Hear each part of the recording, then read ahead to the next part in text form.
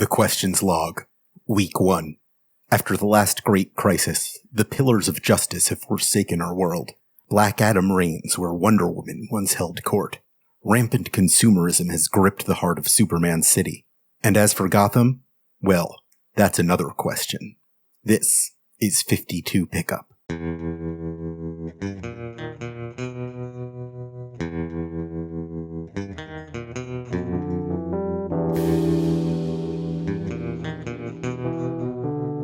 Welcome to 52 Pickup, a podcast about the greatest comic you've never heard of. My name is Gita Jackson, and I'm joined by... I'm Alex Jaffe, and I can see you. I mean, we have our cameras on, I sure hope so. No, I'm talking to the listener right now. Oh boy. We know where you're at. Yeah, I've peered right through the fourth wall.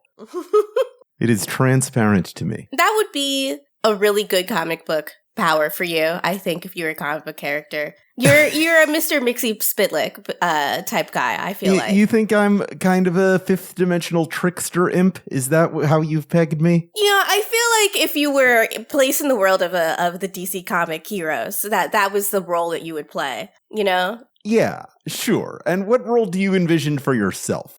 I'm someone that jumps out of a window to get a Superman to notice me. Oh, absolutely. 100%. That's who I am. You're a window jumper for sure. Oh, 100%. I'm the goth girl in All-Star Superman that needs a really big hug, you know? I was just rereading Superman Red and Blue, a great anthology collection. There's one story in there where social media clout chasers keep putting themselves in peril in Metropolis on purpose just so they can get Superman in their feed. That's so funny. But it would happen. Yeah. It would absolutely happen. And Superman would take over one of these people's TikToks and be like, we need to stop doing this. That's exactly what happens, and it's terrific. It's incredible. Yeah. That's brilliant. It reminds me, I was just in Washington Square Park, and it reminded me of when that briefly became a big TikTok hangout, as it's like a teenager explained to New York Magazine that what happened was the skateboarders started hanging out there, and then the cute girls that had crushes on the skateboarders would also hang out there, and then people would see that location in the cute girls' TikToks and Instagrams, so they started coming to Washington Square Park to meet the cute girls that were hanging out with the skateboarders, and it just escalated from there. That's the circle of life. That's the ecosystem in action. And there's cute girls, and there's skateboarders, and there's simps, and that's the only three kinds of people that there are. When you build a half pipe, they will come.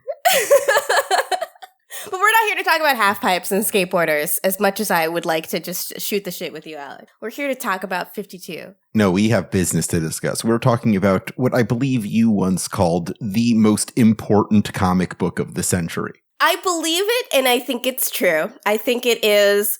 I mean, to call my shot here a little bit with this podcast, part of the reason why I wanted to start a podcast about 52 was because I genuinely believe here lies the basis for so much of the following decades pop culture efforts. Mm-hmm.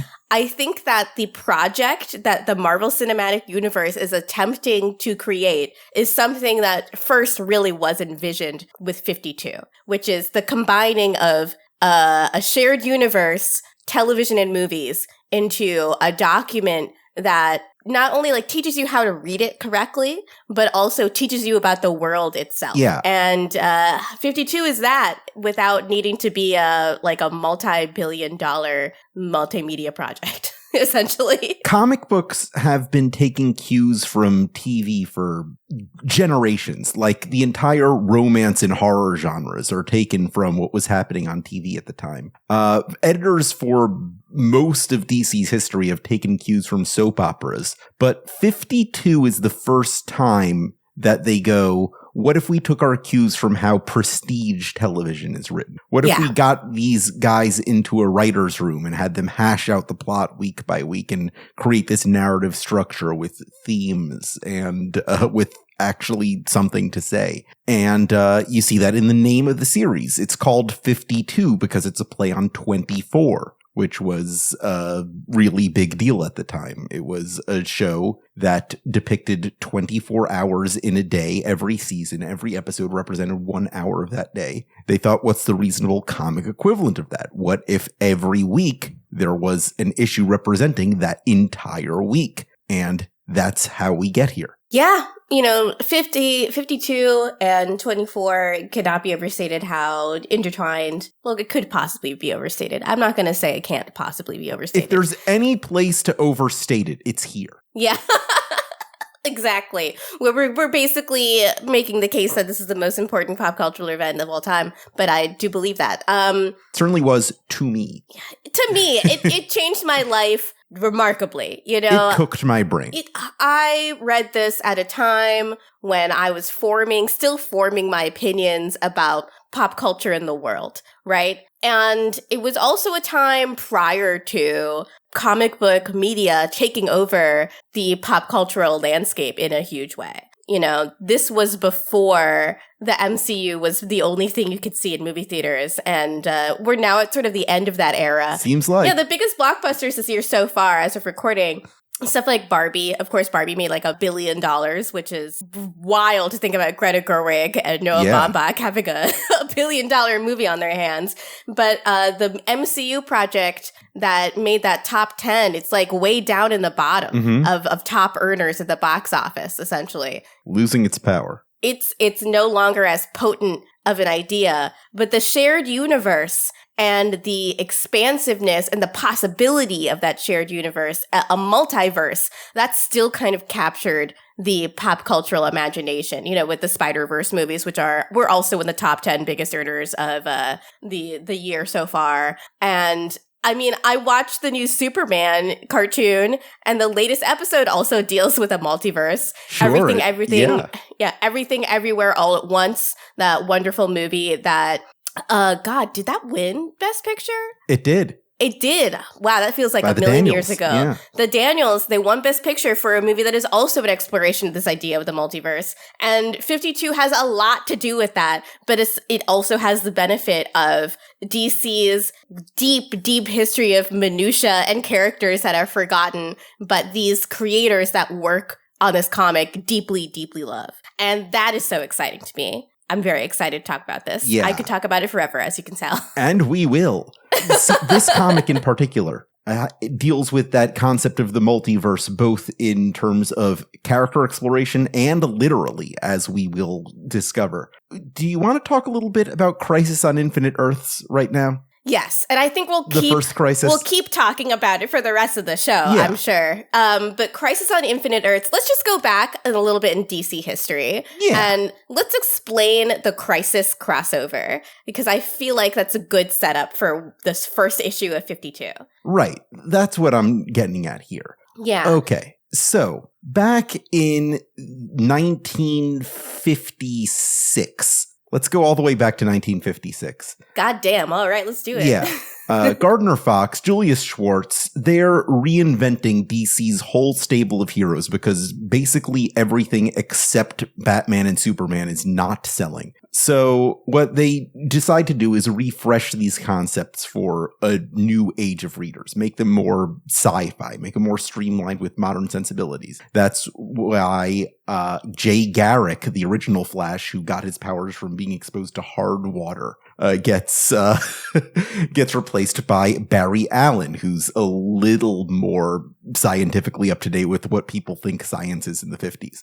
We get a new Green Lantern, the original being powered by this mystical Starheart from the Orient, but now Hal Jordan gets his cosmic ring from an alien. The Atom used to be just this guy who's kind of a short wrestler, but now he's a guy who can shrink and explores the subatomic universe. That's a really great origin, though, for a hero, I have to say. Just being short and strong. Yeah. Short King Atom. I feel like there should be a resurgence of that character, but go on. Sure, go on. Henry Winkler played him in Black Adam. Oh my God. Come on. We need more of that. We need more of that in the world. Jeez.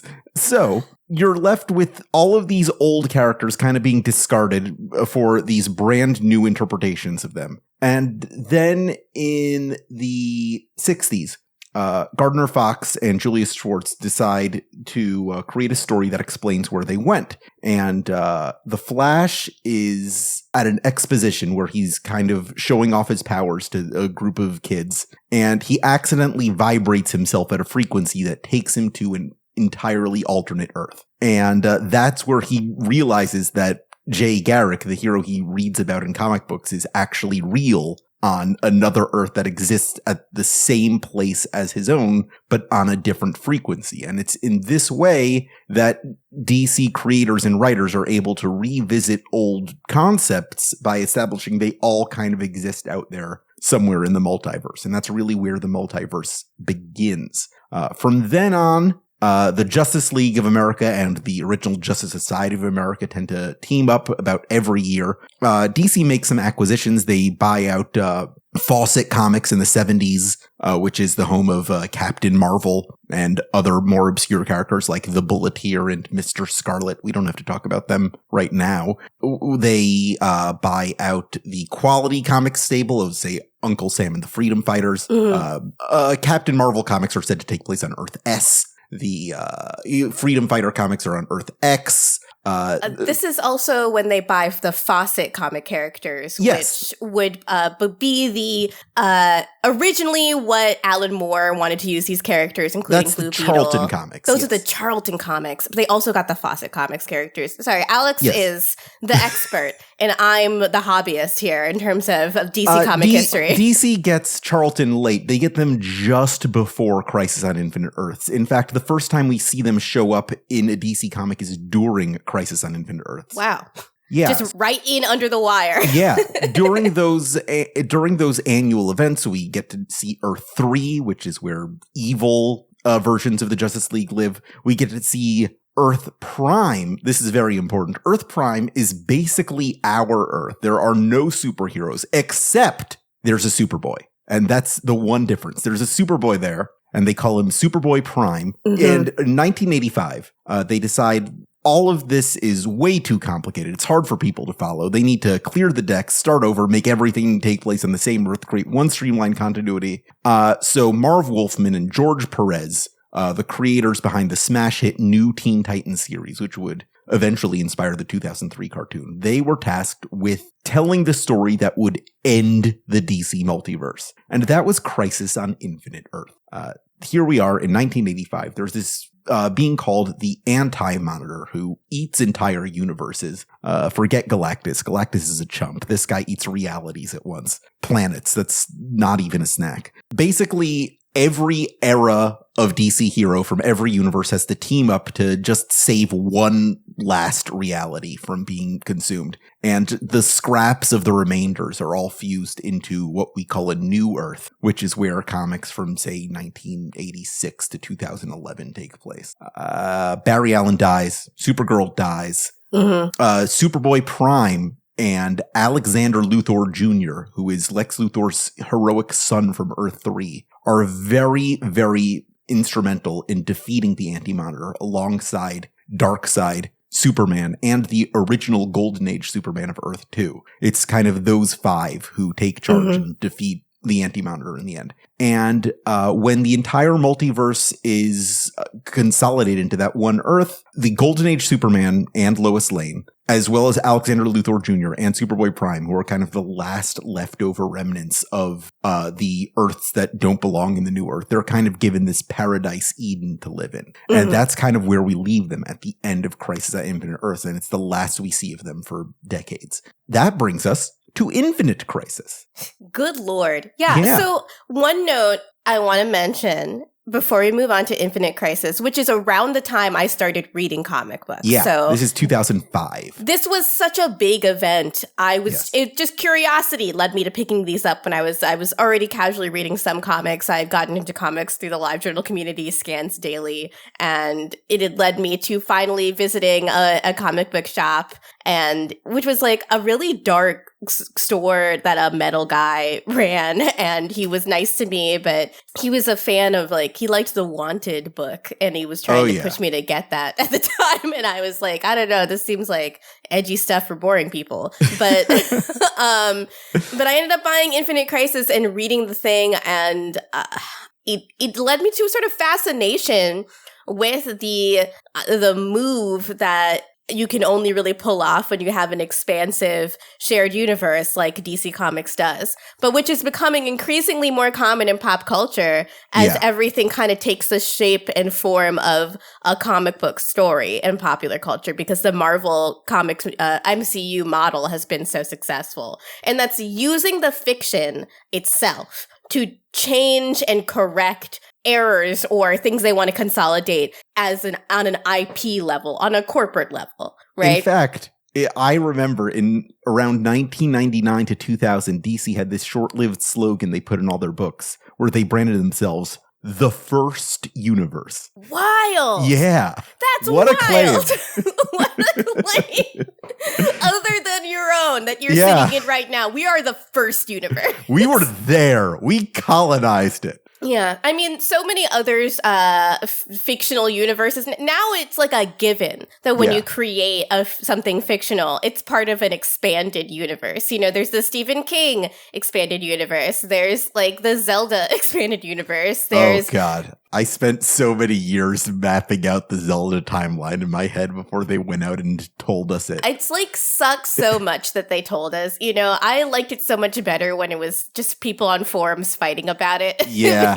It's more interesting to me when it is. I think it's just now, though, fans really demand like a really precise timeline, an accurate timeline, so they can place everything on a graph. A sacred text, yes. They need that word of God. This isn't the first ever example of a shared universe, but it's one of the most complex ones. And the Crisis event, I think, even if it didn't invent the way it uses fiction itself to fix the fiction, it is the most popular example, and it's the one to which all other comic book readers and writers have looked backwards at. Right. And Infinite Crisis was a very much a direct response and direct sequel to Crisis on Infinite Earths, with many of the players that Jaffe just mentioned specifically being brought back up again, especially Superboy Prime and Alexander Luthor Jr., who wears a golden suit to prevent him from the phlebotomum destroying him or whatever. You know, it's like a very much like the very beginning of these ideas re-entering pop culture at large, and then from there being adopted by literally everything. Yeah. And I'm not sure how much we want to get into exactly what happens in Infinite Crisis right now, because it is a lot. And so much happens. I don't know if I even remember everything that happens. I remember the things that personally affected me. As Alex knows, I was so upset about Superboy dying. Right. And that will be relevant, maybe not this week, but maybe next week. But yeah, Superboy Prime, he has been watching the DC universe this entire time from his Eden dimension, and he is not happy about it. It's kind of a meta statement about like fans who aren't happy with the direction of DC Comics, and with Superboy Prime being a stand-in for the reader and to a certain extent the writer Geoff Johns himself. And Superboy Prime gets so mad that he just rages against reality. He fractures it into pieces and goes on a rampage with Alexander Luthor Jr. at first, and the Golden Age Superman, trying to make things nice like they were before everything got so cynical and jaded. But in doing so, he becomes the very monster he swore to destroy. Yeah. Superboy Prime goes on a huge rampage. He tears up the Speed Force, which is why we don't really see any flashes in 52. He kills Superboy, the clone of Superman, and Lex Luthor, which is also continuity established by Geoff Johns in his own 2003 Teen Titans run. He does a whole bunch of crap. He tears through the Green Lantern Corps, who have to rebuild, which is why they're not really in 52 either. Meanwhile, in the background, Superman, Batman, and Wonder Woman are all kind of going through their own drama. Wonder Woman is forced to kill a guy in order to save the world, and she's really upset about it, understandably. Batman accidentally helped build a satellite which nearly destroyed the world. And Superman, in his last fight with Superboy Prime, loses his powers. Seemingly forever? He doesn't know. So at the end of Infinite Crisis, we have most of the big heroes just either licking their wounds or off the board entirely. Superman goes back to just being a journalist. Wonder Woman and Batman go on independent soul-searching missions, and that's where 52 starts. Yeah. at the time that Infinite Crisis came out, DC Comics was having a problem that was pretty similar to the problem they were having when the original Crisis on Infinite Earths happened, which is that it was too complicated and difficult to get into. Exactly. Which is why now they basically have this policy where they refresh continuity every 5 years. I mean, I have some feelings about that. I don't know if I love that, I just don't know. I think that also there's diminishing returns on these Crisis crossovers. The original idea I had for this podcast would be to read all of the Crisis crossovers in order. And then I was like, why would I put myself through that? I would love to put myself through that. Why have I not heard about this before? Let's do it. Oh my God. We'll get through this one first. Then we'll talk about other crossovers. Yeah, but it is something now that is sort of deemed necessary to sort of cull all the extraneous tendrils that come off of the writer's ideas and ambitions and ideas that almost happened but didn't, or plot threads that never got resolved. Mm-hmm. And it definitely makes things neater and cleaner. But part of the fun of DC for me is that there's that there's literally a guy that throws boomerangs and that is his whole thing. I think that's what makes it good. Exactly. I think that too much culling and you cull all the silliness. One of the things we're not going to talk about the shows of the DC universe on the free feed for this podcast. So if you'd love to hear me talk about Legends of Tomorrow, the television show that doesn't make any sense, you're going to have to pay us for that on the Patreon. But it is like the reason why Legends of Tomorrow is fun and like a wacky show. Yeah. Because you can have Monsieur Mula go back in time to kill Barack Obama when he was in college. That's Gorilla Grodd. It's Gorilla Grodd? It's not Monsieur Mula? Oh, it's not Monsieur Mula, no. I guess it would be, I thought it would just be funnier if it was a French gorilla. No, it's the non-French gorilla. It's the Gorilla City gorilla. You know why there are so many gorillas in the DC universe, right? No, I don't know why. Please tell me. Okay, so DC did market research back during the Silver Age, where they discovered that if you put a gorilla on the cover of a comic book, kids are more likely to buy it. That rocks. So every comic series had this mandate. If you can find a way to put a gorilla in your comic, go ahead and do it. And that's when Batman starts fighting the mod gorilla boss. That's when the Flash starts fighting Gorilla Grodd. That's when Monsieur Mala shows up to fight the Doom Patrol. And that's where all of our gorilla characters come from, that era of comics where kids just loved gorillas. Listen, we need this level of market research back again. Yeah. That simply improved things. I bet it was annoying at the time, but the preponderance of gorilla characters has made DC Comics better. Sure. There was an event in 2000, I believe, called JL Ape, where for a month everybody was turned into gorillas. It was great. That rocks! Yeah.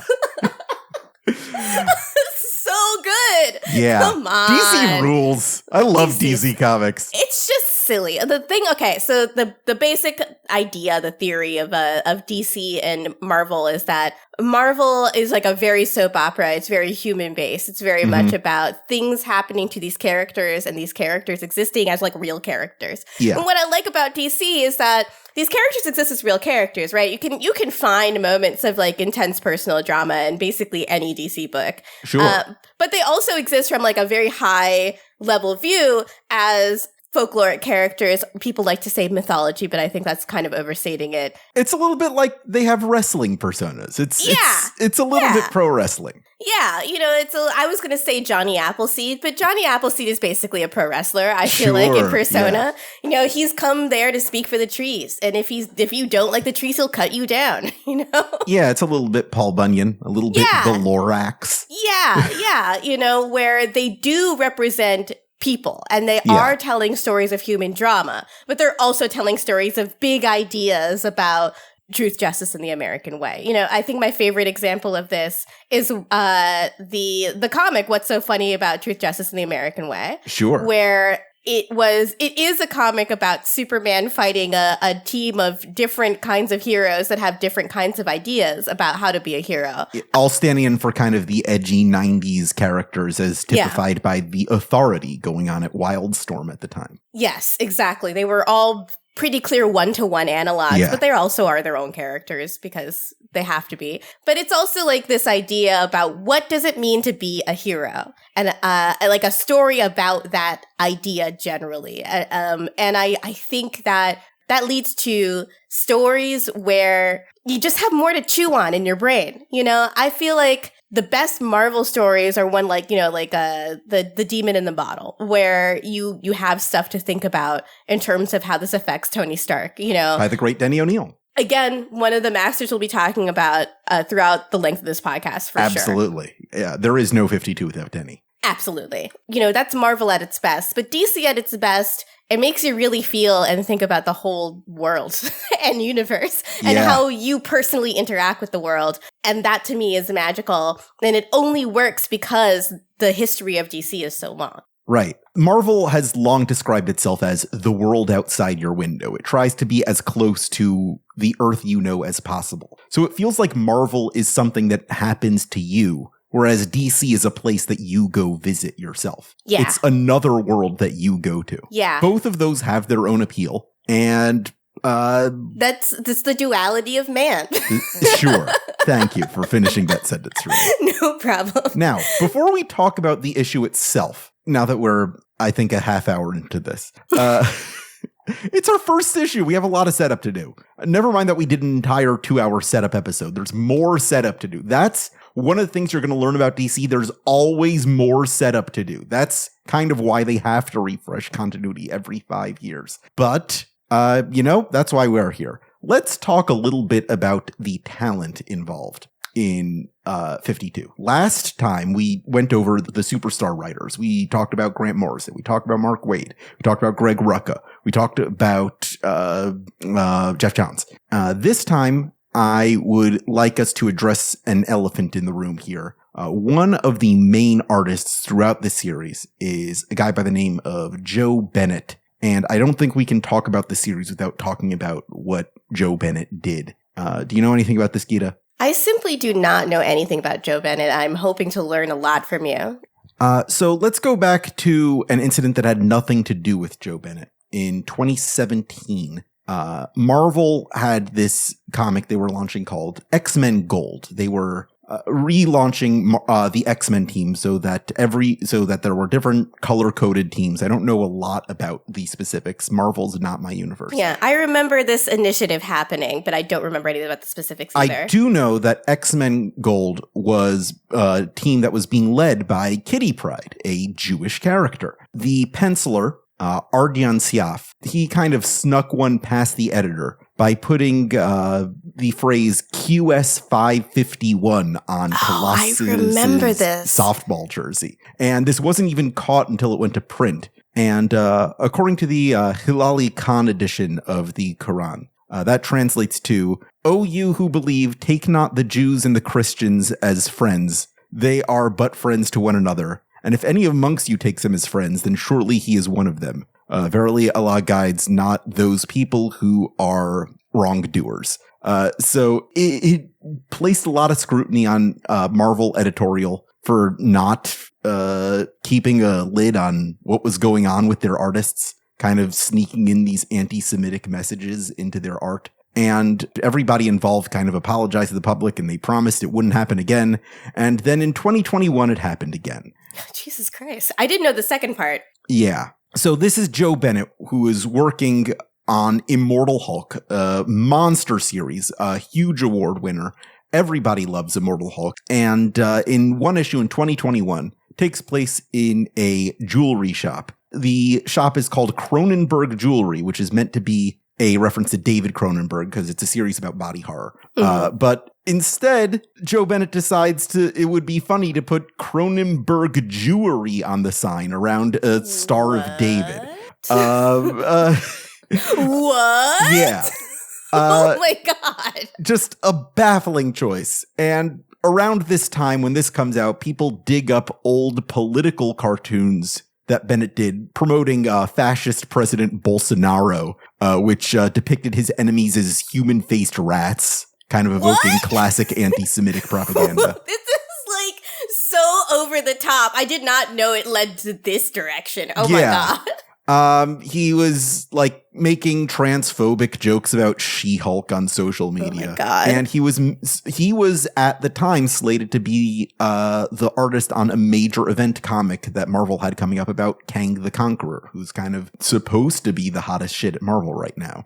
So there's this big public outcry. Bennett is dropped from the project, and he's one of the main guys who does the pencils on 52 because he was really good at what he did. But we got to talk about how there's a reason that you don't see him around DC anymore. Yeah, so we talked in our episode 0 a little bit about how Keith Giffen, who is an incredible artist, did all of these, I want to call it storyboarding because it feels like such a filmic process, right? But sure. He did all the page layouts. He like made sure that things had the same stylistically consistent look. Yeah.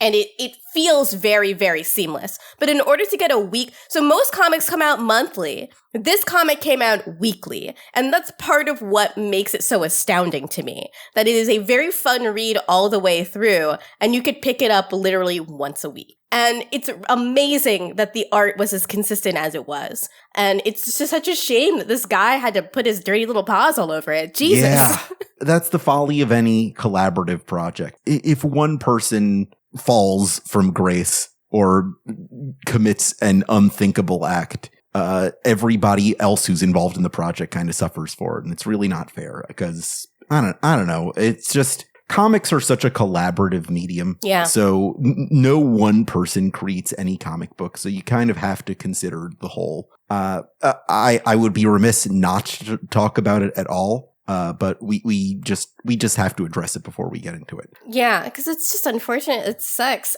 And none of that stuff shows up in 52 to my knowledge. No. You know, he's got to be on a tight leash because it's mostly about getting the pages out to the printers, right? Exactly. The scale that they were working at. There are some art issues with a specific narrative that we'll talk about in upcoming issues and upcoming episodes. I keep calling our podcast as issues. Yeah. But in the first issue, it's like really remarkably perfect, you know?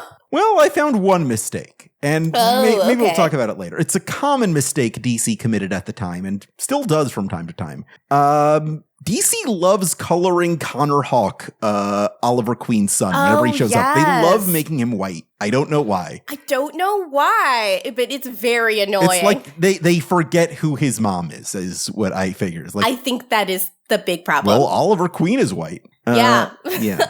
Yeah, but he is a mixed race man. Yes, exactly. Oliver Queen is white, and he also, Connor is a very, I would say, a name that feels like it belongs very much to white culture. So that's true, yeah. There's no real signal. So, some assumptions are made. Yeah.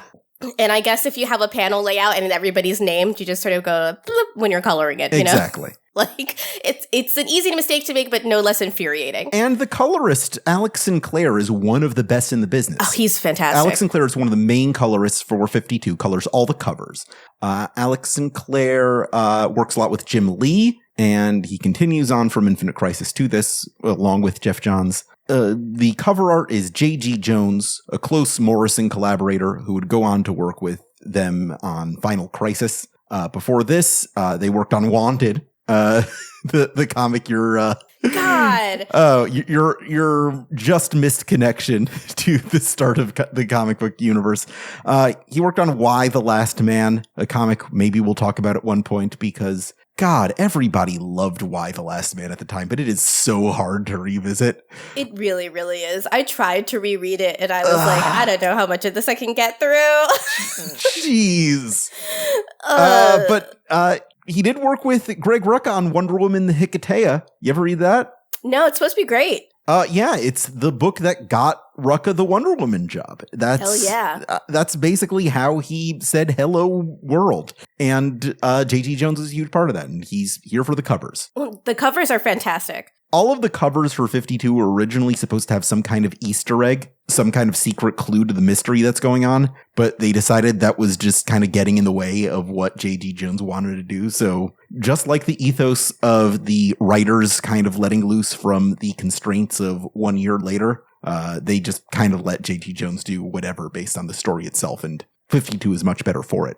It's very true. The covers are all really fantastic. And often when I look at them, I'm like, I wish I had a full-size poster print of this. Yeah, they're so good. So many of them. Rui Jose, the inker, he's a frequent collaborator with Joe Bennett, worked with him on all the way up to Immortal Hulk. I'll leave it at that. The letterer, Nick J. Napolitano, currently the vice president of manufacturing administration for DC Comics. I imagine being involved in delivering a weekly comic on time for a year probably helped with that. It probably did help a whole hell of a lot. What's notable, I don't remember if any issues of 52 were ever delayed. I feel like it was mostly they were not. On time. Every single one came on time. Infamously, one week, one of the editors had to come into work on the day of their own wedding to make sure that the comic came out on time. Amazing. And a dedication at a level that I don't think is ever necessary. No. I have a great Keith Giffen quote. Keith Giffen said when this project started, he said, well, we pull this off, we make comic book history. If we screw it up, we make comic book history. I'm glad that we live in the universe where it was option 1. Yeah. And then we immediately got to see option 2 right after. Like literally right after, yes. All right. Last, I want to address the editors, the invisible workers in every comic. We got Jan Jones, who relaunched the Johnny DC Children's line in 2004. We have Harvey Richards, who worked on Seven Soldiers, worked on John's Green Lantern, worked on the new 52, which I'm sure we'll talk about a lot. I'm sure. And DC Rebirth. And Stephen Wacker, who's kind of helming the whole ship when 52 starts. He's the main editor. And spoiler alert, right in the middle of the series, he's going to jump ship to join Marvel. So that's kind of the biggest crisis that this book faces while it's publishing. Truly, it is an infinite crisis. Yeah. And with all that out of the way, now that we are 45 minutes into recording, we can talk about the issue. God. So the first issue of 52 is really fantastic. It's really, really great. Yeah. I remember reading parts of this on Scans Daily. Like the whole thing about 52 was people heard it was going to be weekly and they heard the writers who are involved, who are notorious for always being late on things, especially Grant Morrison, who I waited so long for Seven Soldiers of Victory to finally be completed. I stopped believing that they would ever write the final issue of it. Right. Was just sort of like, well, I'll just be happy with what I have. And then they finally finished it, and I was so glad. But I think the online fandom at the time that this issue came out, there was a lot of, I think, warranted fear that this would just massively fuck up and that we would never actually see the end of it and it would take forever and it wouldn't be very good. And to have the opposite happen is so wild. Yeah, that's due to A, the editorial team, and B, Keith Giffen, who's kind of keeping everybody in line. Keith Giffen is an old hand. Used to working on ambitious projects like the Legion of Superheroes and Justice League International. So Giffen kind of knows what he's doing here. He's, by providing the breakdowns, he's kind of keeping everybody on task, making sure they deliver the parts of the issue they need to deliver. And it's just every single part of this chip is functioning exactly the way it's supposed to deliver a great book. It's such a rarity and such a treat. Yeah. I mean, I think everyone who's followed a comic monthly has had an experience where it's been delayed by a week or 2 weeks or maybe an entire month. So the fact that this weekly comic came out on time every single week, let's just have a moment of silence for how rare that is. Yeah. DC Rebirth, specifically, the publishing initiative since 2016, was the spine of that was supposed to be Jeff Johns' Doomsday Clock, but every single month that got hit with these massive delays, and just the entire storytelling of the universe got stretched out to a point where, wait, is this canon? Is this still happening? When is this taking place? Yeah. And really could have used a Keith Giffen. Yeah. Really could have used a Giffen. There's so many interesting things to say about Jeff Johns post this comic and his increasing fascination with Watchmen, but we will get there when we get there. Right now we're talking about 52 issue 1. Issue 1. The comic 52 is organized in this way where the idea is it shows you what happens in real time in that week, like 24. Mm-hmm. And so we start off with week 1, day 1. And I think the first 4 days can pretty much be summarized into one sort of bullet point here. So what happens in the first 4 days, we sort of meet the first part of our dramatis personae, which are Renee Montoya, fresh off the events of Gotham Central, meaning she is a depressed alcoholic who no longer works for the police. Ralph Dibney, fresh off the events of Identity Crisis, meaning that he's an extremely depressed and suicidal man that just lost his wife. You're right. And Steele, fresh off the events of Infinite Crisis, meaning that he's depressed and rebuilding his city. Yeah, well, Superboy is gone, Superman is gone. Steele finds himself in the exact same circumstances he found himself in Reign of the Supermen back in the 90s, when Superman was dead, and everyone's like, well, who's gonna protect Metropolis now? And Steele's like, well, baby. Let me suit up. But his niece, Natasha Irons, is like, hey, buddy, you're not alone this time. Yeah. I'm Steele too. And you better give me some respect. Right. It's a very CW-esque plot line, which I really appreciate. Something really interesting about this is Natasha starts suiting up as Steele in 2003, a couple years before this. But this is the first indication we get that John Henry Irons built that suit. And it kind of throws us for a loop that it wasn't even Natasha who created it. Because it seems in those first appearances like she did. There was a giant version of the suit that she used to fight crime. She teamed up with Cyril, the Supergirl at the time, and Tracy 13, and she was having her own adventures. And the way that it kind of becomes this generational narrative in a way it really wasn't before is a choice. Yeah. I mean, I think that they successfully pumped the brakes on some of the more unfortunate implications of this plotline by later on. I think that in the beginning, it really comes off as making Natasha look incompetent. And she does look incompetent in this first issue, I would say, in a way that's really unfortunate because, as you said, she does have a healthy history of being a superhero prior to the event here. Sure. And here she really comes off as someone who wants her uncle, a long history of DC Comics relationships between uncles and nephews or nieces that seem more like fathers and daughters or fathers and sons. Oh, yeah. Looking at you, Barbara Gordon. Yeah, doesn't make any sense. Just don't think about that. But it really seems like she's like a brand new green adventurer that is asking for more responsibility than she can handle. But she's been doing it. Oh, yeah. I think it mostly is these writers taking advantage of the probably true idea that not very many people were reading those comics or remember them. Right. And that's kind of what this is about, showing those more obscure characters a chance to see the spotlight. And this kind of little interaction between Steele and Natasha demonstrates that even amongst the C-listers, there are gradations. Even Steele is big enough to cast a shadow on his own progeny. Yeah. It's interesting to think about the cities that are in DC Universe as actual cities. Yeah. What I think the most poetic description of the difference between Metropolis and Gotham is that Metropolis is New York City during the day and Gotham is New York City during the night. But that doesn't give them any feeling as or texture as an actual place where human beings live. 52 does a really good job, I think, of actually making these cities feel like cities. And part of that is by building up Metropolis as a place where other heroes also operate, other than just Superman. Because they can't just be the city of tomorrow when the Man of Tomorrow is not active at the moment. We've also got Booster Gold active in that city of tomorrow. Favorite guy in this book, Booster Gold. I love him so much. I am so excited about future Booster Gold appearances in James Gunn's new DC universe. It's going to be great. But Booster Gold doing his Booster Gold best. He's the capitalism hero, baby. He is here to save guys, look good, and sell products while he's doing it.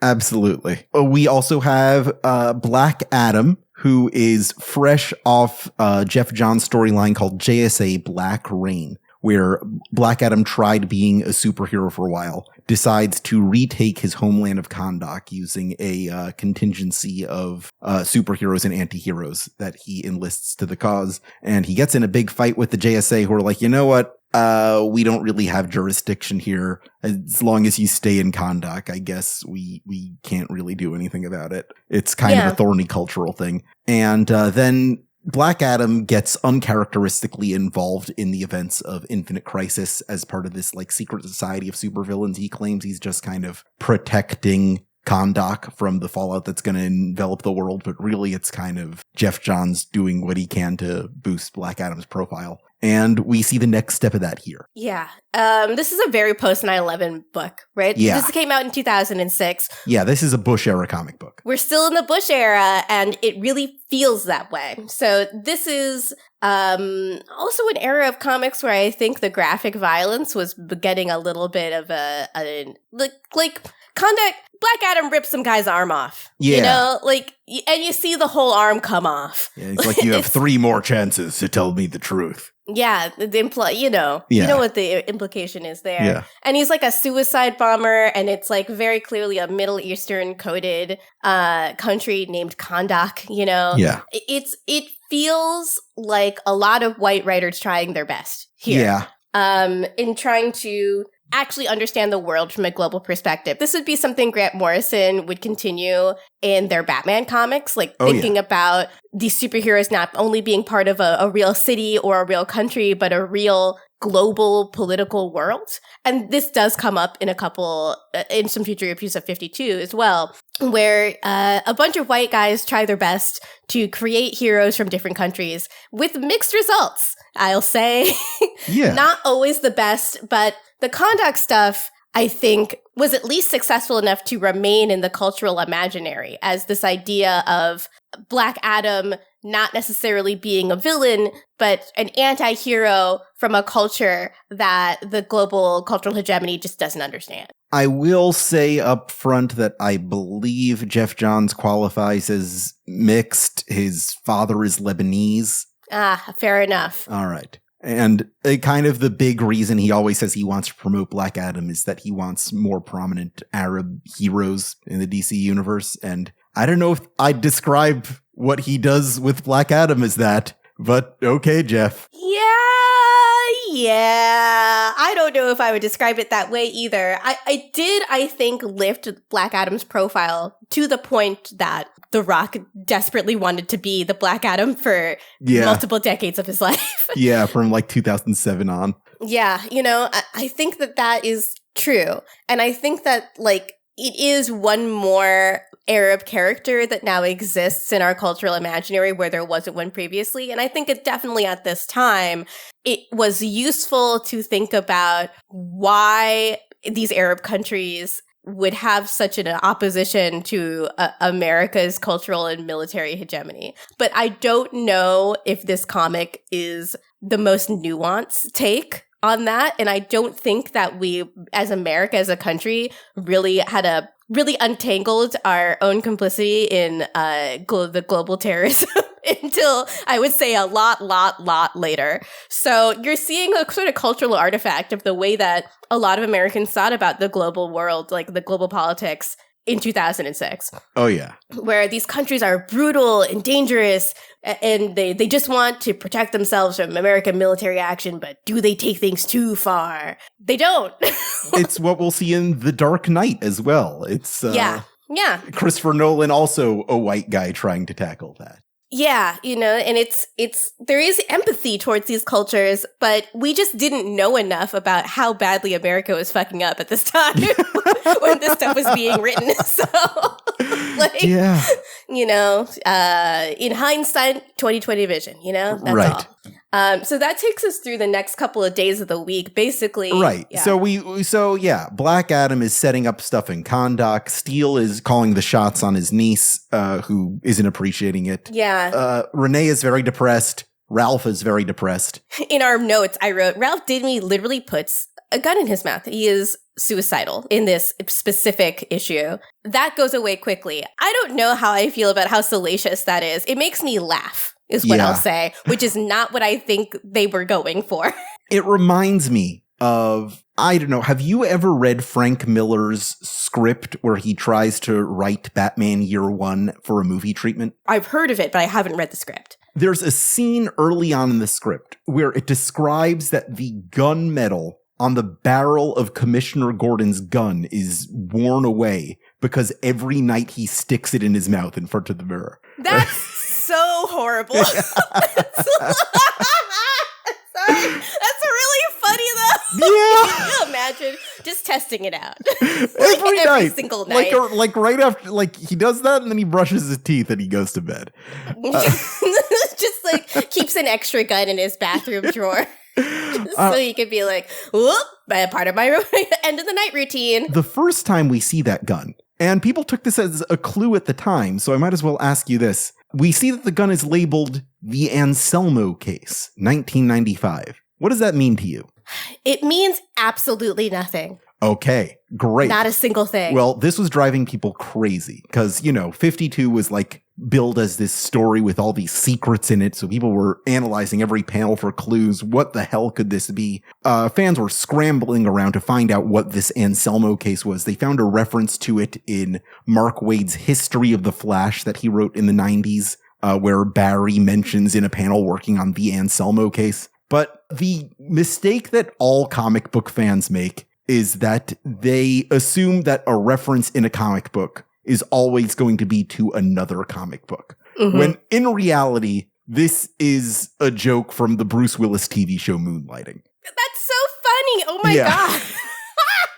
That rocks. In Moonlighting, there's this running gag where they make reference to the Anselmo case, which is this thing they never are able to solve, kind of a spaghetti incident. That's so great. And Moonlighting in particular has a special significance to 52 in that the main characters of Moonlighting, Maddie Hayes, played by Sybil Shepherd, and David Addison Jr., played by Bruce Willis, their relationship is the basis for Vic Sage and Renee Montoya. That is so great. So their whole thing where they kind of banter with each other while running this private detective agency, that's like kind of what inspired Vic and Renee. I mean, personally, I see it as more X-Files, but they take it where they take it. And that's kind of Mark Waid paying tribute to that in this first sequence. Well, that's really sweet. I think it is true that I think comic book fans and like nerds in general, like if you're into nerdy stuff like tabletop games, video games, comic books, the sort of niche pulp culture, you tend to think that because you are a kind of person that perhaps maybe only interacts with that kind of media, that the creators of this kind of media also only interact with this stuff. Right. But what makes 52 good, a lot of things make it good, but part of what makes it good is how obvious it is that they are reading and watching and interacting with a whole host of other kinds of media and then incorporating that into 52 the comic. The thing that you said about everything being full of Easter eggs and fans therefore searching for Easter eggs and everything reminded me of another show that was very popular around this time, Lost. Yeah. Lost has also got its DNA interwoven into 52. Hugely influential to 52. The whole idea of the fandom hunting for clues and like putting clues in the show for the fandom to find, that was something that Lost really popularized for mainstream American audiences, and something you can definitely see in the way that the plot of 52 is constructed. Basically, all these character introductions, what they're doing is creating a whole series of little mystery boxes, which will then be wrapped up into a much bigger mystery box by the end of the issue, which the question is a perfect character to sort of encapsulate. Yeah, baby. That spirit. That's my boy. Yeah, Vic Sage. He's just wonderful. Just the best. I sincerely love him. There's a lot of fallout going on during that first 4-day sequence. People talking about all the heroes they haven't heard from because everybody's in disarray.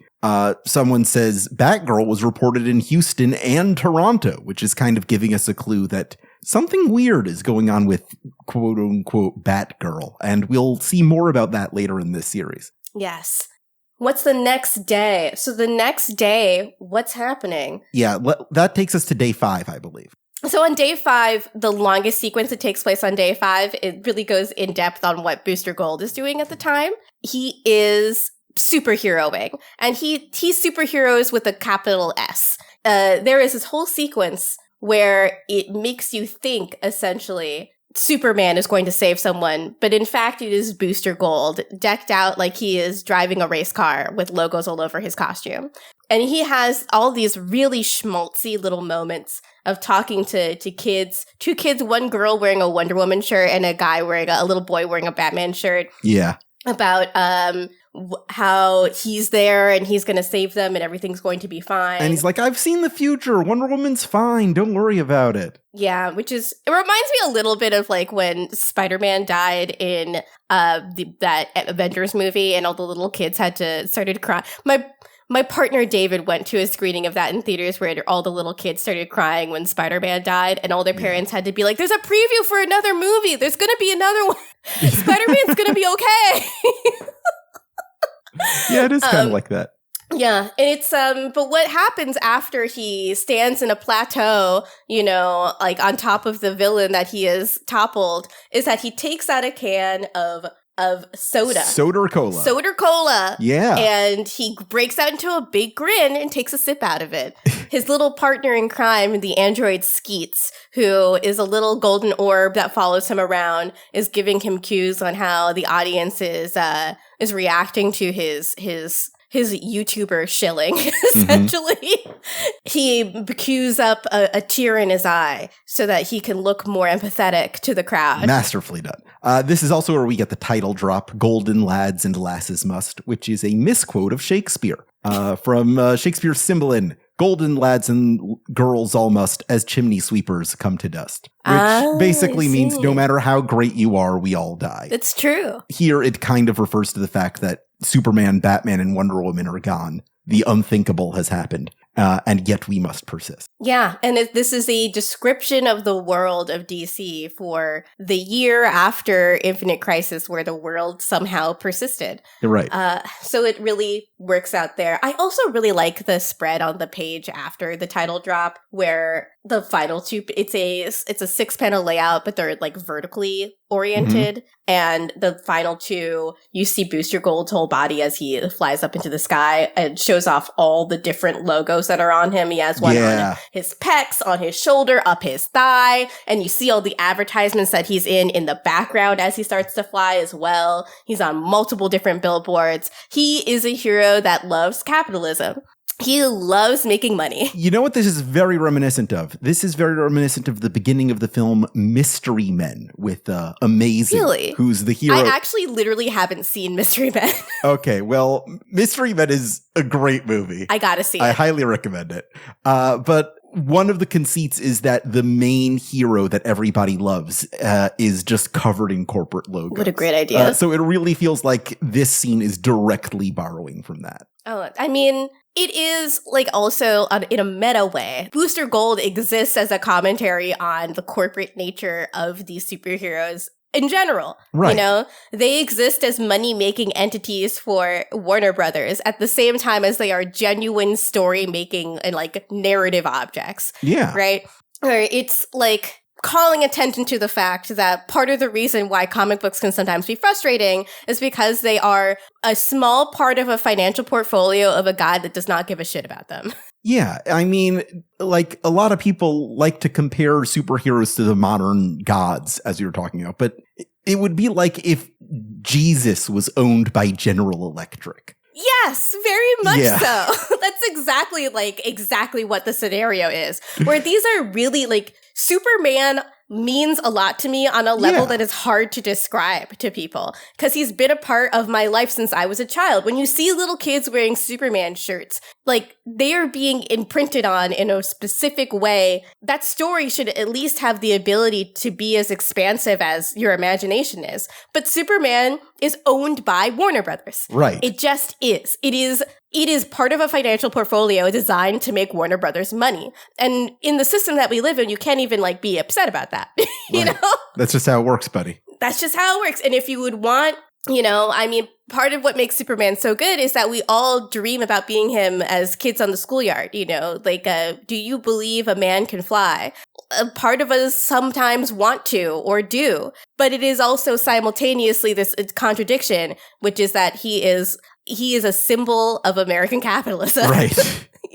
As much as they want to distance themselves from it, it very much is the American way and all that entails. Yes. We could have an entire discussion about Superman as a part of American propaganda, but we'll get through that, I think, as our podcast about 52 progresses, I think, for sure. This comic that Superman is barely in.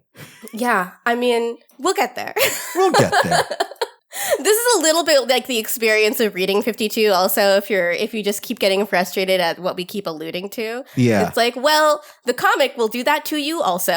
Yeah, don't worry about it. Don't worry about it. Have we completed the 5th day? I believe so. Booster Gold makes reference to the greatest Justice League ever forming, and that's where that's where we go from there. Yeah. So before we get to one of my favorite bits of this issue, we see there's a 1-page spread on day 6 where an evil scientist is kidnapped. That's Dr. Savannah, baby. That's Dr. Savannah is kidnapped. And at the time when I read this, I had absolutely no idea how this was going to tie into everything else because they kind of just leave it and it doesn't come up for the rest of the issue. I think it's one of the more successful mystery box introductions. Absolutely. In the book because they really just are like, and then there's this anyway. You know, the narrative pacing of this issue is really great. Yeah. It sets up all the stories. Well, most of the stories. We don't get some of the stories until a few more issues, but they set up a lot of the main stories very well in this first issue. Yeah. And this first page is really all you need to get yourself invested in this. Yeah. He's talking to his little friend, which is a little wormy guy. Yeah. That is in this containment tube. One of those ones, like something you imagine a mad scientist would have, right? You know, that's his girlfriend who he would love even if she was a worm. He's proving it. He's scientifically proving if you can love a partner even if they become a worm. That's what's Absolutely. happening. You know, and that's the kind of evil science that I think our government should support. Absolutely. We need more grants for evil scientists. We need to support evil STEM education in this country. Where's Harvard's evil STEM program? Right. You know, we need MIT to invest more into evil STEM. Oh, Lord. Yeah, but then we move on to the spread that takes up the bulk of the back end of this issue and is really, really beautiful. Oh, yeah. I'll say the art in this part is really quite amazing. It is essentially a gathering of the world's heroes post Infinite Crisis. All the ones who they could get who are still around. Yeah, they've come to Metropolis. Yes, they're in Centennial Park, which is where the statue of Superman was constructed after the death of Superman for the unveiling of a new statue to accompany it. Wow, that's very nice of them all. Yeah. One of the most fun things for me, there's I think it's the only 2-page spread in this issue where you see all of these heroes gather, and they got some real weird deep cuts in here. Like they have Frankenstein from Seven Soldiers of Victory is here. Mr. Miracle is here. There's Guy Gardner and all of the other Green Lanterns are here. Yeah, John Stewart's here, Hal Jordan's here. Bulleteer is here, which is a little controversial because as I discovered later, Grant Morrison really didn't want Bulleteer to be in this comic. But Keith Giffen claims he asked Morrison for permission and Morrison signed off on it. So it's a little bit of miscommunication there. There's a reason Bulleteer shows up a few times in this series, but has no dialogue. Seven Soldiers is also a very interesting, super ambitious project, but because Grant Morrison, I see a lot of myself in them as a creator, especially in the way that they take on projects that are perhaps too big for a single person to take on. Yeah.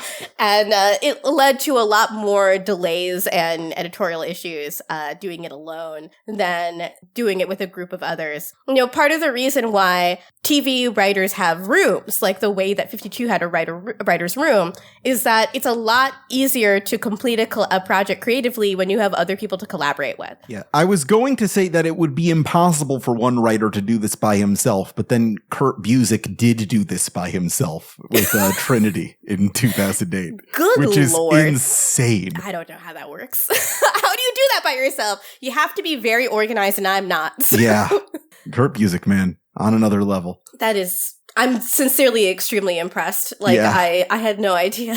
People say, oh, Trinity's not as good as 50. What do you expect? He's one man. Like, seriously. If you also have any opinions about the declining quality of television, which some of television is really great, some of it's really bad, think a lot about the terms that the writers in the ongoing writer's strike for the WGA have made. You know, the problem of writers' rooms getting smaller or mini rooms occurring where you can only hire half the amount of writers that you want to hire for a full series of television, and they are working freelance, meaning they aren't able to devote as much of their time and energy to the work as possible. And the only reason 52 is as good as it is because they let these writers and artists actually have the time and resources they need. Right. If you ever see a TV show and you wonder why it just seems a little sloppy in some areas, just think about the conditions in which it was made. They might not have been made in the ideal conditions to create something that is as ambitious as a weekly narrative that comes to your house every single week without fail. Man, absolutely. It's hard as shit. So all the heroes are gathered here in Centennial Park. And Beast Boy's like, so where's the big three? Where's Superman? Where's Batman? Where's Wonder Woman? And Booster Gold's like, relax. They'll be here. They'll be here in 3, 2, 1. And they simply aren't there. No, which is weird because Booster Gold should know the future. He's from the future. Yeah. He's not the smartest guy, but Skeets is also an encyclopedia of future events. Right. It's like he's got a cell phone. He's got a future cell phone. Yeah, exactly.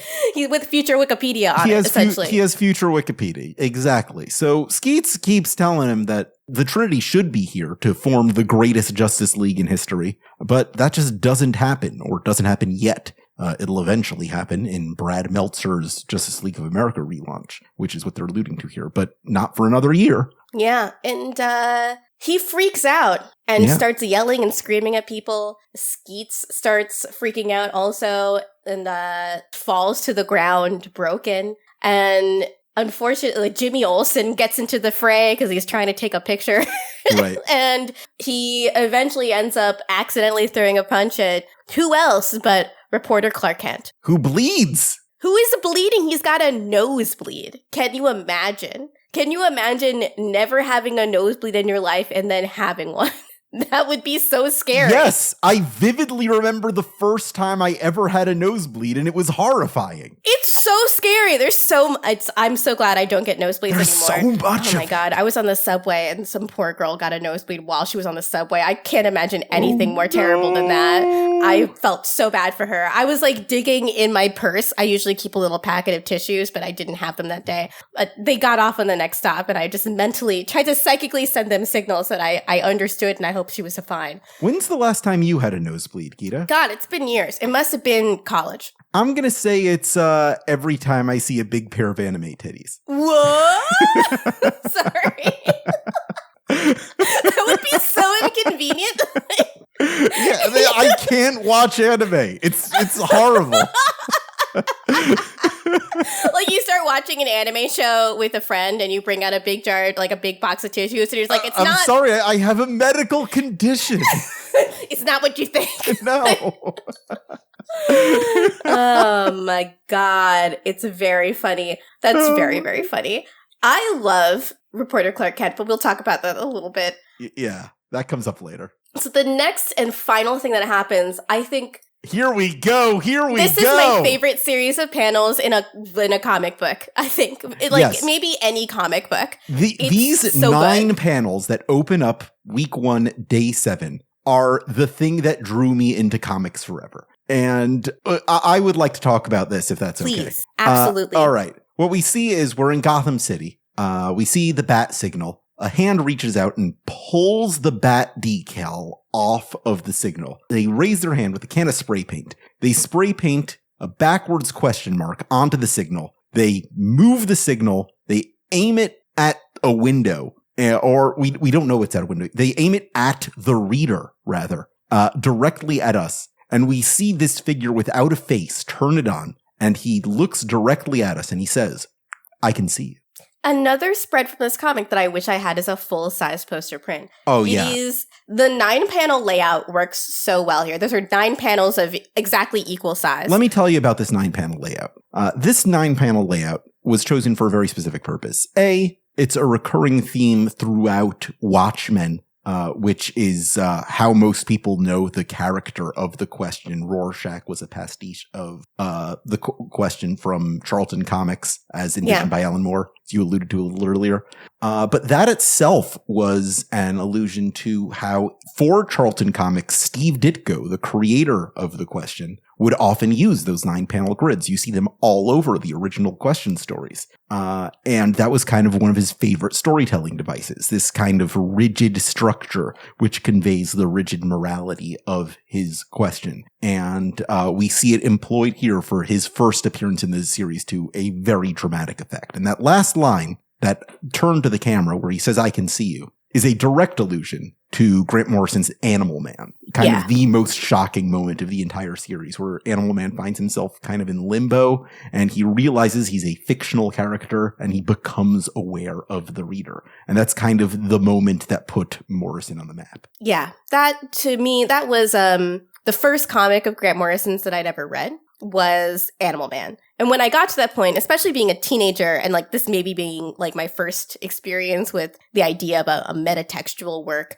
a work that is a commentary on itself and a communication very directly to the reader rather than abstractly to the reader, fundamentally changed my understanding of fiction. Yeah. What's interesting here is the difference in how it's deployed from the Question. With Animal Man in Grant Morrison's book, it was more of an expression of surprise and a little bit of fear. I remember feeling that Animal Man at that point in the comic where he realizes that he is part of a fictional text, he's overwhelmed by that realization. And in the end, it's kind of a relief when he no longer has to grapple with the fourth wall. Here, the question says it as a statement, he knows something you don't. He holds the keys to the universe. Yes, and it is, there's so much gravity in it. Even if you don't understand the exact relationship to DC history, you do understand it as sort of the Question as being a keeper of secrets, an unlocker of mysteries, and this being a beginning of a new and really interesting journey for the character who is having a light shine on him. Who we're about to discover. Gosh, she's my favorite. Renee Montoya. Yeah, I love her baby. so much. Here if you go. want to, if you can think about this podcast as anything, you could think about it as a conversation between Renee Montoya and Nick Sage. I think that works out pretty well. That's what we're going for. Yeah. So Renee Montoya, as I said, she's fresh off the events of Gotham Central, which we talked a little bit in our episode 0, but Gotham Central is a fantastic book that you should just read immediately if you have any curiosity into it. It's something that DC has been trying to do in its metafiction, its expanded universe, unsuccessfully, but it's just like a procedural comic about what it's like to work at DC, like the police department. Right. And Renee had a bad time, I'll say. And her time at the Gotham PD left her broken, an alcoholic, and on a path to self-destruction. And the page opposite of this 9-panel grid is Greg Rucka using those great torn piece of paper like narration boxes, really giving it a noir comic feel. This is, I think the tone pays off so hard with Renee, of her casting her as in sort of a protagonist in a Dashiell Hammett book, basically, where she's, and, deep at the bottom of a bottle, there's one last case she's got to take on before she can hang up her gun and end it all. But she is talking to herself about how she feels so alone. Her girlfriend has left her. She's just drinking every night. She no longer has a purpose in life. And then suddenly in the last panel, you realize that this is happening concurrently as the Question is taking that giant spotlight and shining it into her window. And then the final page is like another 6 panels, and the Question and Renee, their fates are now intertwined. They've met in a certain way. He points that question marked spotlight right into Renee's window. She closes the blinds, and Vic says, "Are you ready?" Clearly she's not. She's not at all. She will be. She's going to have to be. And that's the first issue of 52. Yeah. I love this issue so much. I think it really sets up things that do actually pay off, which is the most remarkable thing. Yeah, everything we see in this issue happens. Like, everything will be explained. Yeah. Even Ralph Dibny sticking that gun in his mouth. Stick with it. Yeah. There will be an explanation. It is a story of unending misery, the story of Ralph Dibny at this point in time, but you're going to have to trust that Mark Waid really loves Elongated Man. Yeah, it does pay off. Like, it's so hard to say that as a comic book fan to people that are skeptical, because sometimes, and I think everybody that reads comics has been burned by a series that doesn't have a payoff. Oh, yeah. Yeah. Do you have any fun examples off the top of your head of a comic that burned you? Oh, my God. Oh, man. I'm a little bit on the spot here. Why don't you go first? No worries. God, I mean, I read all of Young Justice, and I don't think I needed to. You know? There was a certain point where I could have stopped. Yeah. And then I kept going. I also read all of Shade the Changing Man, the original Shade the Changing Man. Yeah. And that's got a couple of volumes that are fantastic, like that perfect 80s Vertigo or early 90s Vertigo, like psychedelic stuff. But then there comes a point in a long-running narrative where someone joins like a mysterious town or a mysterious house, and you know that writer's out of ideas. I have two examples on opposite sides of the spectrum from that same era. The first is Mike Carey's Lucifer, which opens up as one of the greatest comics I've ever read. Really good. Very much in step with Gaiman's Sandman work that it spins off from. Those first 13 issues are some of the finest comics ever. It's fantastic. Like the last word on like, let's make a comic book about Lucifer in the modern age. Yeah. And then the devil gets everything he ever wanted, and for the next 60 issues, it kind of spins its wheels. Yeah. It's like, well, now what? That's a very accurate assessment. It's got one fantastic full arc. It's sort of like did you ever watch the television show Heroes? Yeah. The entire first season, except for the final episode, is some of the best superhero television ever made. Oh my God. It's like some really, really good weekly TV. It's part of the sort of the peak TV movement or era of the time where it was just firing on all cylinders. Then there was a writer's strike, and that second season was cut short in some ways that made it very funny. A lot of people blame the fall of Heroes on the writer's strike, but it was going downhill before that. I mean, they didn't have any ideas. It became clear after they got a full-length third season that they just didn't have any ideas beyond the first season. I will not blame the writer's strike for killing that show. I will blame serial superhero storytelling for killing that show.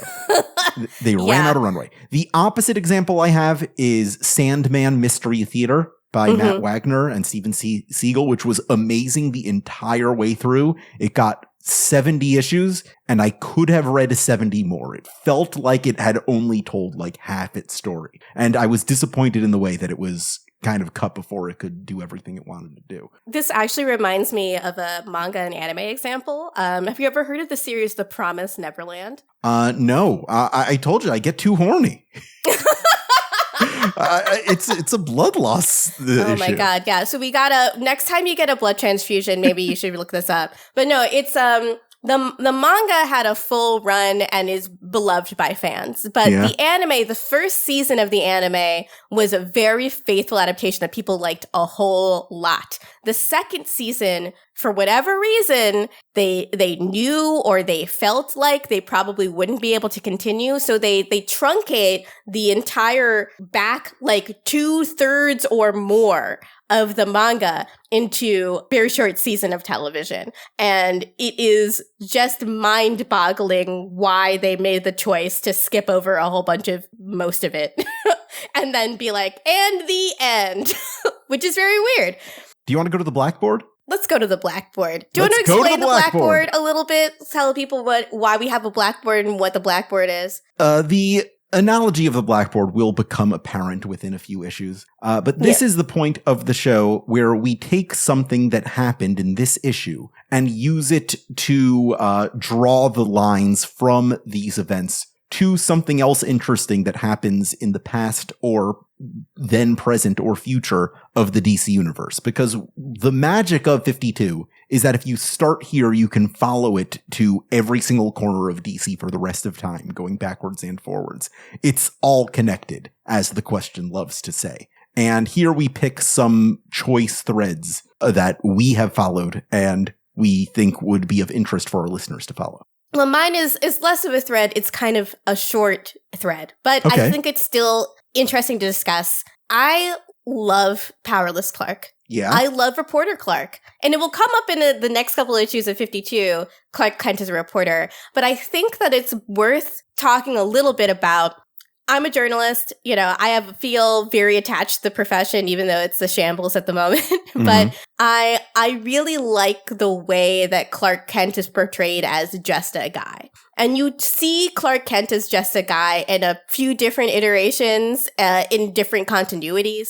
I think the most recent Superman cartoon, My Adventures with Superman, does a pretty good job of showing him as just a guy before he gets or learns more about his powers, becomes Superman, as it were. I would say it's the most interesting animated depiction of Clark. Yes, I definitely agree. I'm interested in Clark. Yeah. And what Clark Kent without powers appearing in this comic, it's the most that we see of Clark as just Clark. Superman is often described as a big blue Boy Scout, and it's, I think, the most we see of Clark as sort of being kind of a little asshole. Being he's kind of a dick. And I like that because reporters are all dicks.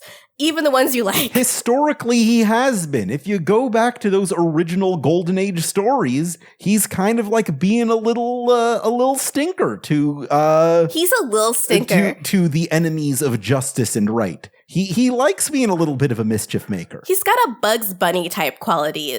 He should. People forget it. People treat him like Jesus, but he's got a little bit of that trickster to him. And that's something Morrison very much tries to keep in mind when they write Superman, and I appreciate that. Yes, and you can see it here, and you can see how it starts to be built up here. The thing that he says when Booster is like, oh my God, why haven't the superheroes come? Booster is like, well, how do you know? And Clark, all he says is, trust me, I know. And the reader knows why he knows, but Booster doesn't. It's kind of reminiscent of those old Fleischer cartoons where Lois Lane was like, how do you always scoop me on these Superman stories? And Clark just winks at the camera like, I'm just lucky, I guess. Wink. God, that would infuriate me if I was in an actual newsroom. I would be screaming. Like, fuck you. God. I think that DC has gotten better over time at like understanding the kind of person that Clark would have to be if he was a journalist, especially as people understand a lot more about journalism as a profession as time has gone on. Mm-hmm. And I think that the basis that they draw right here in this issue, you can see like there's it reminds me so much of the really fantastic Superman cartoon, the Bruce Timm Superman cartoon, which I think Superman is the Animated Series. Superman the Animated Series. There's a fantastic, it's my partner's favorite episode of that, where he's just sort of like, you know what? I'm going to solve this case as Clark. I don't need to be Superman to solve this one. And he just does some journalism. The late Mr. Kent, a great issue. Yeah, a great episode. What's on the blackboard for you? What are you going to throw up on there? Okay, well, I've already thrown up a lot in this episode, I think. I can't stop talking about how it's all connected. I've got that whole Pepe Silvio board in the background. One thing I'd like to hit on is what Mark Waid is doing with Ralph Dibny here and the thought process that I think he's coming from. Because recently I read through the entire Silver Age collection of Elongated Man stories from the backups of Detective Comics in the 1960s. And every single one of them is kind of structured where there's this baffling, impossible thing presented in the first page. You have absolutely no idea what's going on, and they just kind of take it as a given for the entire story. And then in the last page, at the very end, they tell you what the deal was. Oh, it was some kind of hoax, or oh, ESP was involved, which is a thing we should take for granted is real. It's kind of uneven on like what the what the mystery is here. There's always kind of a little super science angle, but the idea is that it's supposed to baffle you until the very last moment. What I think he was either too ambitious in or failed to account for is the fact that rather than paying off through one backup story in a Batman magazine, it's a mystery stretched out through 52 issues for an entire year. Yep. I don't think people have that kind of patience to see that. I see people getting mad about the first issue or first episodes of serial stories all the time right now. You don't have the patience to see it pay off. Like, clearly the author is doing something here. Why don't you give us a little trust? These are the most prestigious writers in comics. But yeah, like you said, 52 issues is a lot to give someone leeway for. So on some level, I respect it. But on another one, I understand why it frustrated people so much. Yeah, I do respect it, but a year is such a long time. A year is so long. And it reminds me to some of the criticism I as a teenager had of 24, which is like, shouldn't there be a whole episode about him taking a shower? Right. You know? Like, no, he can shower tomorrow. He's too busy saving the world.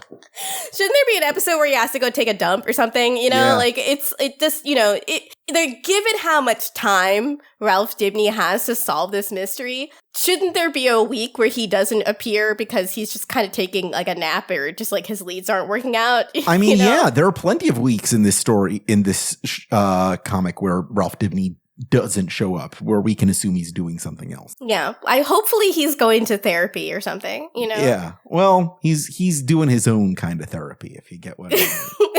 It's just shining that gun. That's a dark joke. I'm so sorry.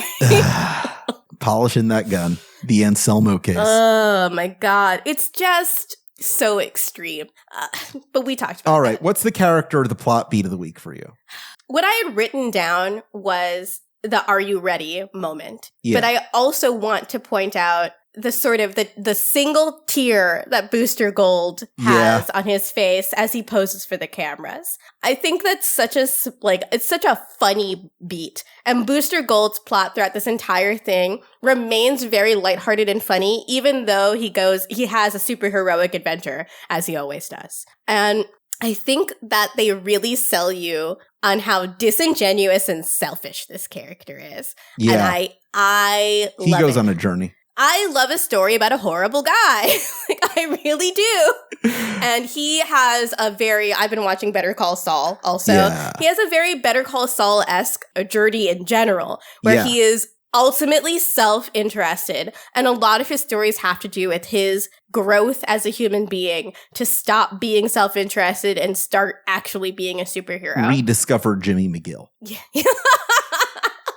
Yeah. They would have so much fun together. Can you imagine if Jimmy McGill was Booster Gold's lawyer? Booster Gold's he would have such a great time. Yeah. They'd both be scamming each other in some way. It would be so much fun, though. We're going to take Metropolis for all it's worth. Someone's got to write that fic. So look me to your AO3 account if you have any desire to write this, but I want to read it. Yeah. Better call Booster. That's $1 million idea. James Gunn, call me. All right. We could just talk about comics. Anyway, Alex, what's your plot beat of the issue or your character moment? It's definitely that 9-panel grid with the question. I followed the question into this series from Justice League Unlimited, as I talked about in the last episode. And that one page was all it took to win me over. Like, okay, I am in. That is it. I am ride or die with this comic for all 52 issues. And I was. It's still a favorite. You know, talking about getting it framed makes me think I should probably do that in my dire apartment with nothing on the walls. Maybe I should go ahead and try and get a big version of this page. Listen, there's copy shops everywhere. I mean, that would be really cool. This is the kind of comic that makes you reconsider your home decor. It truly does. It really, truly does. Such a beautiful, exuberant expression of love for the medium that it makes you want to plaster your walls with it. God, we have one more segment. It's time for us to ask the questions. This is the point where we take questions submitted to us at 52mailbag@gmail.com, where you, the listeners, have the opportunity to ask us, the hosts of this show, the questions you have about 52, about DC Comics in general, or just whatever you want to hear us talk about. That's 52mailbag@gmail.com. Our first question is from Jeff S., who asks, lightning strikes in a bottle twice, and DC makes a modern 52. Now that most of these characters have risen to a place of prominence in various media, who do you put in the 52 starring cast now? Dang. Okay. For some reason, the immediate name that burst into my head was the Ray. But I just think the Ray's never gotten a good chance You know, I read that Christopher Priest series, The Ray. Yeah. And it's got a lot of good ideas in it. I think that The Ray could have more. I think The Ray could do more. I think The Ray could be more. Or The Ray is a great pull. I would say the Freedom Fighters in general would be great. I would love to see more focus on the human bomb, who is a guy who just wants to help people, but his only power is to explode. I think there's a rich story there that just hasn't been explored yet. There's definitely a really good story for that character that really deserves to be told. I think, the Freedom Fighters in general. I also think that there's a couple of characters from Young Justice that never really got a chance to shine after Young Justice as adult heroes. Secret or Empress or Arrowette. Yes, I loved Secret. I love Empress. I love Arrowette. All the girl characters really got the short end of the stick there. Secret is so good. Secret was my favorite. She is the ghost sister of a serial killer? Yeah. Serial killer. Yeah. And she joins the team because she wants to thwart her brother's serial murders. Mm-hmm. And she ends up being a really fun character with a bunch of really fun powers. I also really like Clarion the Witch Boy. And I think that post Seven Soldiers, they have not really figured out how Clarion fits into this broader world because Seven Soldiers only made him weirder. Yeah. They gave Clarion his own series in the 2010s, and it ran for 6 issues and was canceled. Yeah, that doesn't surprise me. Yeah. I'm going to say big ups to Hawkman. I want to see more respect to Hawkman. I love the Robert Venditti series recently, and it just it made me fall in love with a character that I had always written off prior to that. And now I just want to see more Hawkman. Love that guy. I think, speaking of Young Justice, I would like Cassie Sandsmark to get another shot. She's in this. I was thinking of her too. She's in this, but I think she should get another shot. Yeah, Cassie Sandsmark is in this issue 1, actually. There's a teeny tiny drawing of her being comforted by Beast Boy because she was dating Superboy and they, not quite on panel. It was a little bit sort of, and the camera pans to the fireplace. But she consummated her relationship with Superboy the day before he died. Wow. So she's going through a lot. Yeah. Yes. This coochie kills Superboys. She's the opposite Kyle Rayner. Oh my God. Yeah. If you find yourself in the DC universe for any reason, do not sleep with Kyle Rayner. Don't do it. Don't do it. Don't do it. Don't. His genitalia is cursed. Our next question comes from Maximilian M. What do you think the repeated significance of the number 52, the number of multi-universes, the new 52, says about the event's place in DC history? Do younger readers even make these connections? I had just turned 13 when I started reading comics with New 52, and didn't pick up or even know about 52 the series until much later. You're not alone, Maximilian. Every time I tell someone about this show, they're like, oh, do you mean the New 52? I do not. Even people who are genuinely well versed in deep cuts for comics, the 52, for some reason, even though it really is the foundational basis of everything that DC Comics would do afterward, just has disappeared in terms of its relevance. And I think part of it that has to do with Morrison, while their run on Batman is incredible and would go on to do some of their best DC comic works after 52, has really moved on and is not, they have some feelings about superhero comics that are not quite complimentary at this point in time, I would say. Mm-hmm. And then some of these other creators also would move on to other more normal projects. I mean, part of it I think just has to do with, it's hard to explain what makes 52 so interesting without already being deep lost in the sauce of the DC Comics universe and comic book fiction in general. I mean, I wasn't really super into comics until 52. I got in through the cartoons. So it's wanting to know more about the other weirdos who hang out with Superman, Batman, and Wonder Woman. As for the significance of the number 52, I think the reason is this. 52, the series, is billed as having this big secret. And they're like, well, what is the secret? Maybe the secret is the number 52. And they have this pressure to tie the series into the rebirth of the multiverse, which will be revealed at the end of the series. I don't consider that a spoiler anymore.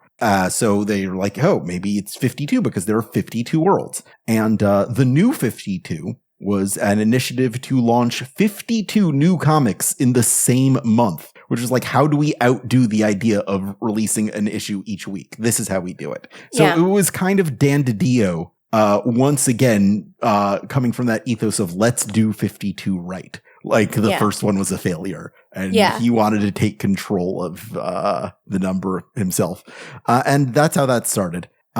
Jim Lee was also involved. Yeah, I mean, 52, the number, why is it significant for the comic 52? It's also because there's 52 weeks in a year, also. Exactly. That, it's just, don't read into it too much. Yeah. Like, some things are red herrings, One thing we didn't talk about is that this issue opens with 2 pages of, like, fragmented looks at a universe. And originally, these bookended the issue. That one started with little panels of all of the significant characters who will show up in the series, important events that happen in their past. And the second one depicts things that will tease things that will happen through the course of the series in the future. Stephen Wacker, the editor, made the decision to put them both at the start of the book, which I think is an ambitious choice. I think it works well. What I think is really great about that move is that you forget about it by the end of the book. Exactly. It's not a long issue.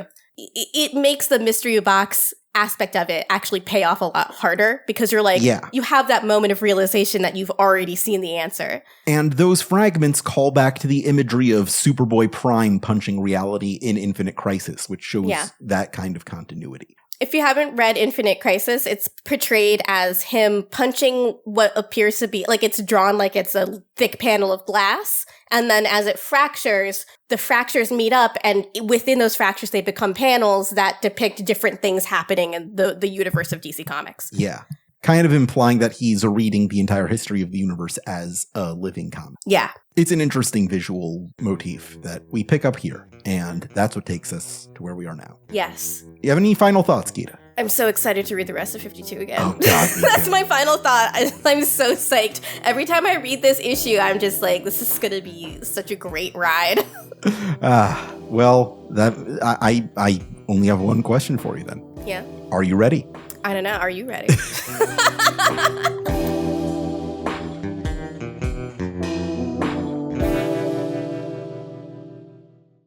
52 Pickup is an Aftermath production created by Gita Jackson and Alex Jaffe and edited by Esper Quinn with original music by John Ahrens. To follow along with us, find 52 at your local library, bookstore, comic store, or digitally on the DC Universe Infinite subscription service, or for free with a library card on Hoopla. The views and opinions expressed on this show are solely those of the show's personalities and do not reflect those of DC Entertainment or Warner Brothers. Please rate and review our show wherever you can, and send your questions and comments to 52mailbag@gmail.com.